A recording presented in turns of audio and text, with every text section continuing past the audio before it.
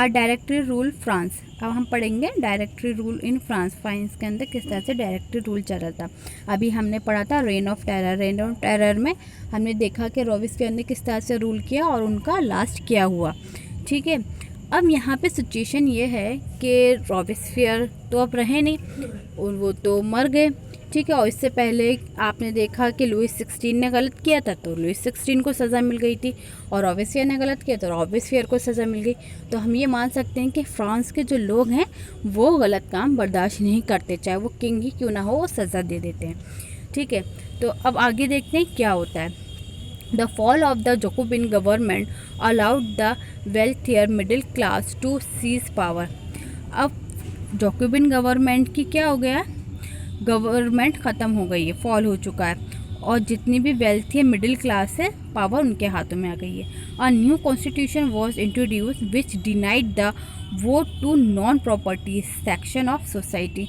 अब एक नया कॉन्स्टिट्यूशन आया है और जिसके अंदर ये है कि जिसके पास प्रॉपर्टी नहीं है वो वोट नहीं दे सकता। जो पहले था कि जिसके पास प्रॉपर्टी हो गई सिर्फ वही वोट देगा, सेम वही चीज़ फिर से रिपीट हो गई। It provided for 2 elected legislative councils.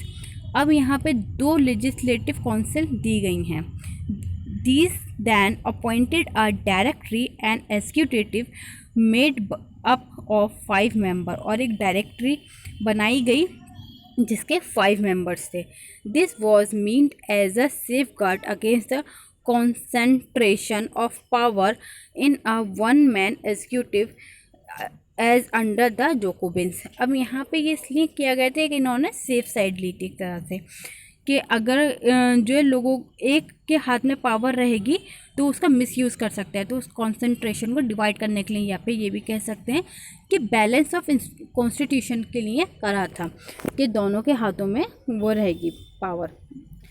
ठीक है, however the director often clashed with the legislative council who then sought to dismiss them।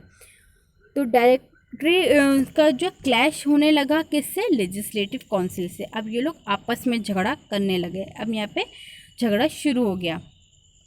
The political instability of the directory paved the way for the rise of military director Napoleon Bonaparte। अब ये political instability तो हो रही थी यहाँ पर directory में, कि मतलब लोग आपस में झगड़ा करने लगे थे कि ये नहीं होना चाहिए, वो नहीं होना चाहिए, ये रूल हो, वो रूल नहीं हो, ये पावर, वो पावर। अब ये सब हो रहा था। इसी बीच में मिलिट्री डिक्टेटर एक राइज हुआ जिसका नाम है नेपोलियन बोनापार्ट। ठीक है, अब पढ़ेंगे हम नेपोलियन बोनापार्ट के बारे में। An army chief under Louis 16 namely Napoleon Bonaparte crowned himself emperor of France in 1804। अब लुइस 16 के दौर में ये एक आर्मी का सोल्जर था, तो ये नेपोलियन बोनापार्ट, और अब ये जो है 1804 में एम्परर बन गए फ्रांस के।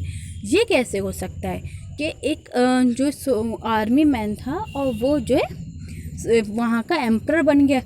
तो ये यहाँ पे ज़रा चौंकाने वाली बात है। इसके पीछे की बात ये है कि जब ये डायरेक्टरी वाला सिस्टम चल रहा था, डायरेक्टरी आई थी, तो ये लोग आपस में लड़ने लगे थे और कोई वहाँ पे मेन पावर थी नहीं जो उसको रूल कर रही थी। कोई भी लीडर नहीं था, कोई एम्परर नहीं था। तो यूरोप के जो आसपास के जो नेशंस थे, जो दूसरे कंट्रीज़ थे वहाँ के, वो जो फ्रांस पर अटैक करने लगे थे। वो चाहते थे फ्रांस को अपने एरिया में करना, वो कैप्चर करना चाहते थे फ्रांस को।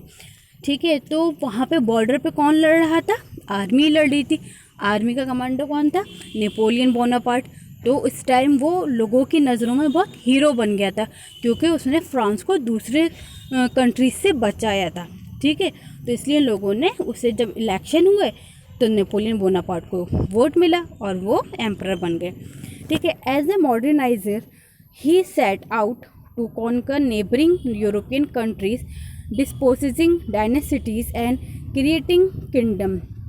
अब उसने क्या करा कि आसपास की जो एरिया था उसे जीत लिया, डायनेसिटीज़ बनाई और अपना एक किंगडम क्रिएट किया।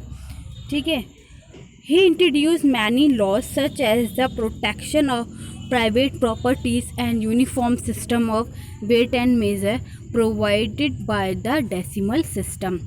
इसने बहुत से लॉज को इंट्रोड्यूस किया। किसने किया? नेपोलियन ने। जैसे private property, uniform system of weight and measure और डेसिमल सिस्टम। ठीक है, तो इसमें जो इसने ये करा कि सब जगह एक ही नापतोल का, मेज़र का एक ही यूनिट रहेगा। ये नहीं कि यहाँ का किलोग्राम ज़्यादा है, वहाँ का मीटर ज़्यादा है। यानी कि यूरोप में जो अलग अलग नेशंस थे, वहाँ पे जो स्टेट्स थे, फ्रांस के अंदर जो अलग अलग जगहें थी, तो हर जगह का अपना अलग अलग मेज़र करने का तरीका था और यूनिट भी अलग अलग थी। तो उसने एक यूनिफॉर्म यूनिट कर दी, सबके लिए एक ही थी, और डेसिमल सिस्टम भी स्टार्ट किया। Immediately many saw Napoleon as a liberator who would bring freedom for the people. और नेपोलियन जो है बहुत लिबरल था और वो चाहता था लोगों को आज़ादी देना। But soon the Napoleonic armies came to be viewed everywhere as an invading forces. ठीक है, तो लेकिन बाद में क्या हुआ कि नेपोलिक आर्मी हर जगह नज़र आने लगी। ठीक है, अच्छा, नेपोलियन का एक और मसला ये था कि इनका ये नेगेटिव पॉइंट भी कह सकते हैं कि वो फोर्सफुली सबको ना उसमें आर्मी में चाहते थे कि आर्मी ज्वाइन करें। वो सबको फोर्सफुली आर्मी ज्वाइन करा रहे थे। तो ये लोगों को पसंद नहीं आता था कि लोग कुछ करना चाहते हैं लेकिन नहीं, आपको आर्मी ही ज्वाइन करनी है, आपको जाके लड़ना ही है। क्योंकि वो ये चाहता था कि अपने फ्रांस को एरिया बढ़ाना चाहता था वो फ्रांस का, तो इसलिए वो जगह जगह आर्मीज़ को भेजता रहता था लड़ने के लिए। ठीक है, लेकिन लास्ट में क्या होता है, he was finally defeated at Waterloo in 1815, और आखिर में वो वाटरलू में हार जाता है 1815 में।